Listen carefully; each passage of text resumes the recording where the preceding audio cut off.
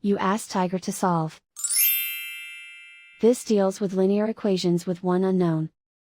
The final result is x equals -4. Let's solve it step by step.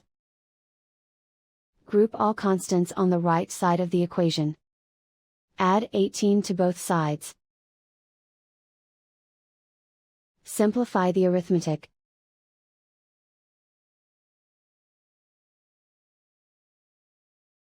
Isolate the x. Divide both sides by 2.